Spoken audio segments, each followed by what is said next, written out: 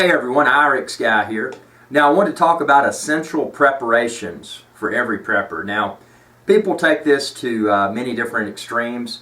Personally, I don't invest a lot of money into prepping. I know some people do, astronomical amounts of money, but this is what I personally do, and this is something I feel everyone should be able to do. For starters, everyone should have both a bug in and a bug out plan. Well, what's a bug in plan? What's a bug out plan?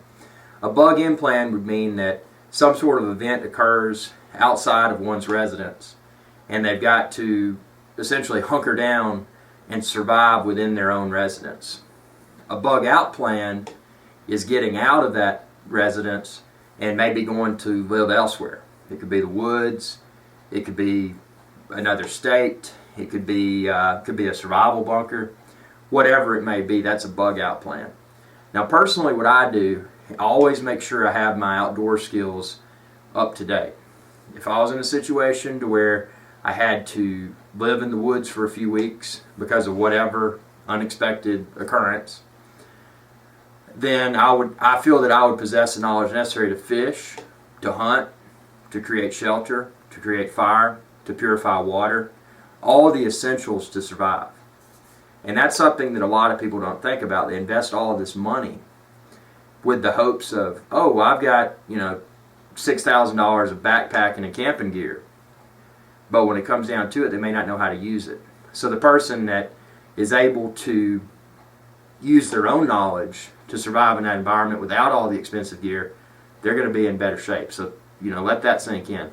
The other thing I do to prepare, always make sure that I have stores of, and I don't have a root cellar or anything like that. And although people that do have that, I don't think that's extreme. If you've got the money to do it, do it. But what I do, I just keep some bottled water and some meals, in particular the Mountain House variety, where you can just put boiling water in a bag and it'll create a great meal in a few minutes out of dehydrated food. That stuff tastes good. It's got a lot of nutritional value. The only problem is it does have a lot of sodium. But I mean, to have something that has a shelf life of that long, that's just going to be one of the things that people have to deal with. So you want to make sure you have enough bottled water, because when and if an unexpected event occurs, you're not going to be able to go to the store and get stuff, because the store shelves are already going to be, everything's going to be gone. The delivery trucks to resupply the stores aren't going to be going anywhere because everybody's going to be out of gas. I mean, I could go on and on. You get the picture. You need to be prepared ahead of time for whatever event. And then some other things that everyone should do. So you got water and you got food. You probably want to have a source of protection. Now I know a lot of people don't like guns. Ooh, guns, ooh. But the fact of the matter is that if people are properly trained and know how to safely use firearms and know how to maintain their firearms, firearms are an essential item that everybody should have, not just from a protection standpoint, but also from a hunting perspective. Because if you are forced to live on the land, then you're going to need a way to hunt and get the meat to eat to survive. And people are going to say, well, if you got a gun, you're out of ammo. What are you going to do?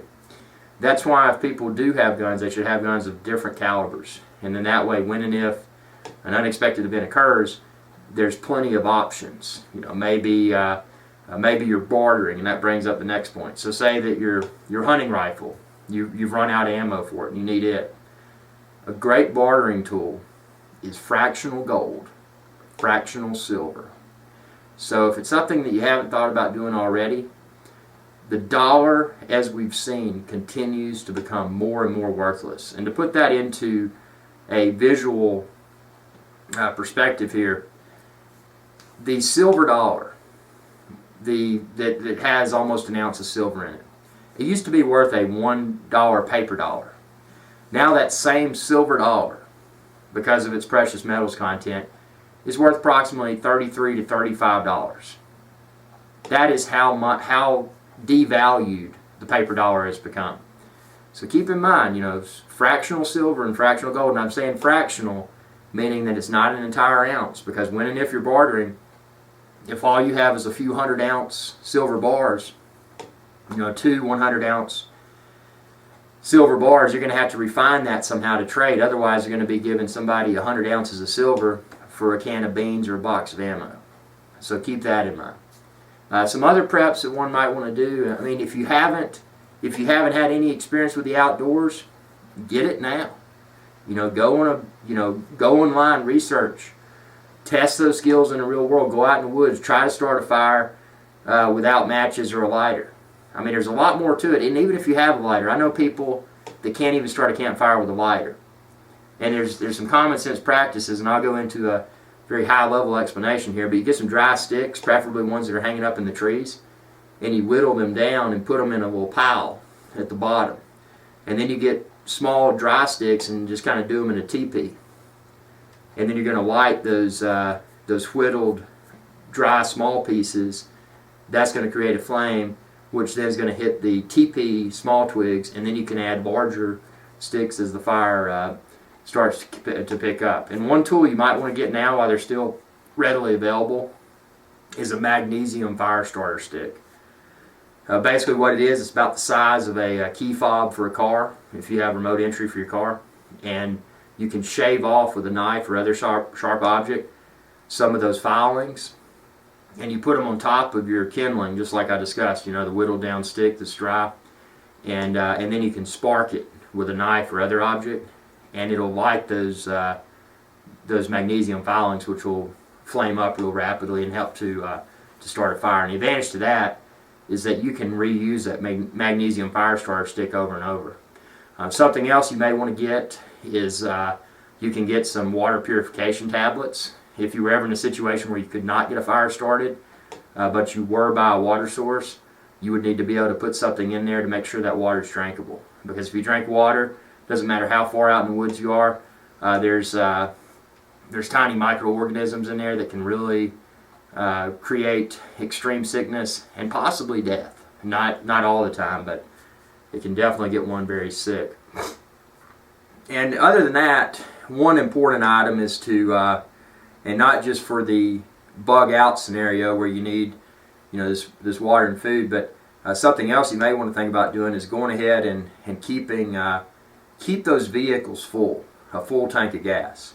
Because when and if something hits, and if your tank's right above empty, when and if something hits, if you've got a bug out, you're not going to have enough fuel to get to that destination. So keep your vehicle fully gassed up at all times. And I don't mean full, but I mean almost full. I mean, just be smart about it. Don't go down to where you've got so little fuel you could barely get, a few miles from your house. But I hope you enjoyed this video, and I'm not trying to freak anyone out, and I appreciate everyone that prepares. I know I watch a lot of the survival shows on TV, also do a lot of research on the internet, and I hope that these pointers are of value for you. And keep in mind, these are very low level.